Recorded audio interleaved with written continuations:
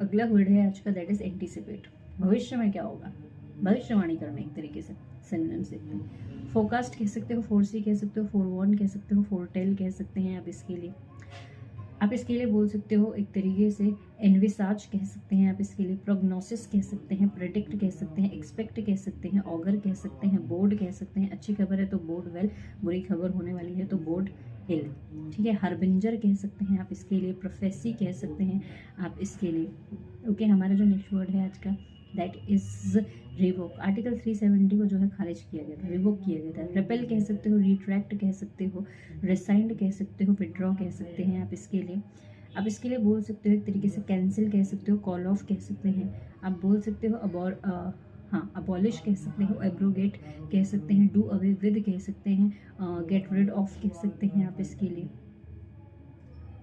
Okay, nullify कह सकते हो, नल एंड वॉइड कह सकते हो, अनल कह सकते हो, इनवैलिडेट कह सकते हैं आप इसके लिए, वेकेट कह सकते हो, वेकेट। वेकेट भी एक वर्ड होता है, बोल सकते हो आप इसको। ओके, हमारा जो नेक्स्ट वर्ड है आज का, दैट इज एप्रीहेंशन। जब एप्रीहेंशन नाउन के तौर पे काम करता है तो इसका मतलब होता है बेसिकली किसी तरीके का डर, फ्यूचर में कुछ गलत तो नहीं होगा, है ना। तो एक तरीके का फियर कह सकते हो, एंग्जाइटी कह सकते हैं, ड्रेड कह सकते हैं, ट्रेपिडेशन कह सकते हैं, एंग्जाइटी कह सकते हैं आप इसके लिए, टेंशन कह सकते हैं। ठीक है, लेकिन जब एप्रीहेंड एक वर्ब के तौर पे काम करता है, जब एप्रीहेंशन से जब ये एप्रीहेंड बन जाता है, वर्ब हो जाता है, तो इसका मतलब होता है इट हैज़ टू मीनिंग्स। पहला होता है बेसिकली किसी को कस्टडी में डाल दिया, लॉकअप में डाल दिया, जेल में डाल दिया।